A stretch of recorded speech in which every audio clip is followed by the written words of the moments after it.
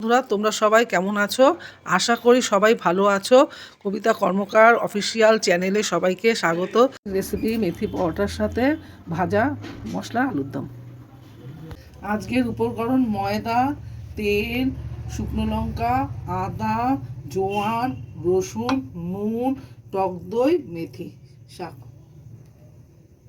উপকরণ দিয়ে মেখে নেব। প্রথমে যে মেথি শাকটা দিলাম, তারপরে একটু তেল দিলাম,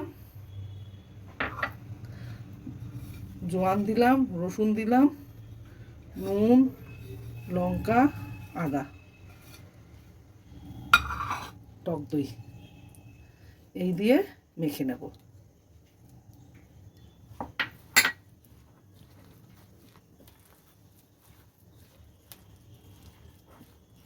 এটাকে ভালো করে মেখে নিতে হবে।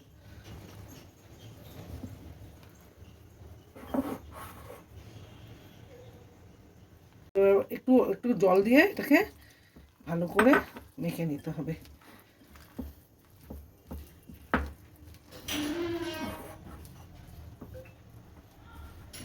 আবার একটু জল দেব, দিয়ে এবার ভালো করে মেখে নেব।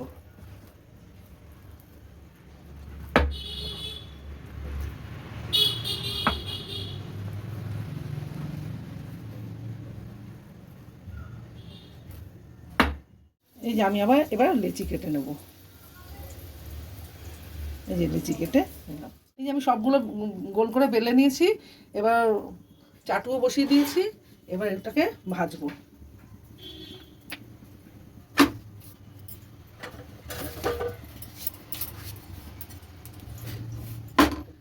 পিট করে নিয়েছি। এবার একটু তেল দিয়ে ভাজবো।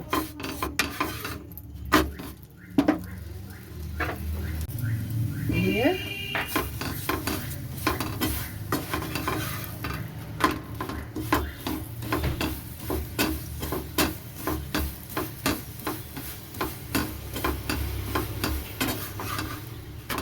একটু করে ভালো করে একটু ভেজে নিতে হবে। এরকম ভাজা হয়ে যাবে। ভাজা হয়ে গেলে আমি এবার এটাকে নামিয়ে ফেলবো।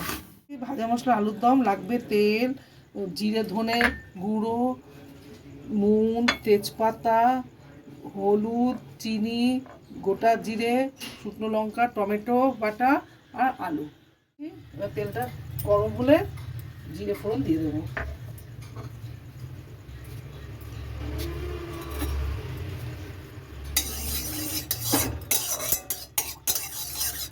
এবার জিরে ফোড়ন দিয়ে জিরে ফোড়ন, শুকনো লঙ্কা, তেজপাতা দিয়ে দিলাম। দিয়ে এটাকে একটু আদা আদা করে দিতে হবে।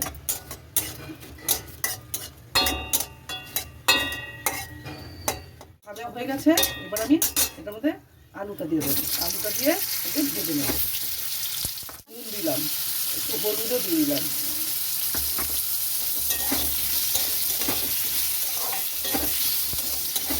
একটু ঢাকা দিয়ে দেবো। একটু ঢাকা দিয়ে দেবো। এটা হয়ে এসছে। এবার আমি টমেটো বাটাটা দিয়ে দেবো। টমেটো বাটাটা দিয়ে আবার একটু নেড়ে করে নেবো।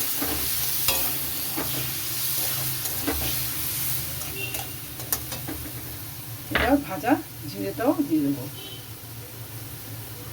2 চামচ ভালো দিয়ে দেবো।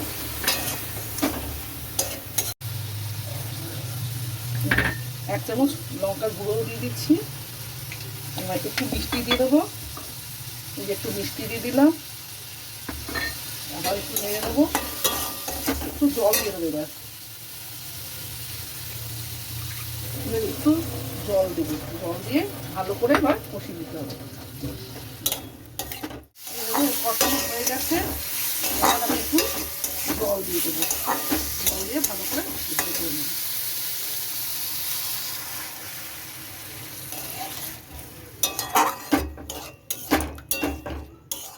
এটা কিন্তু হবে একদম মাখা মাখা। তৈরি হয়ে গেল মেথি পরোটা আর ভাজা মশলা আলুর দম। এটা সকালে কি রাতে আপনারা যখন খুশি করে খেয়ে আমাকে জানাবেন। এটা শীতকালে খুব ভালো খাবার।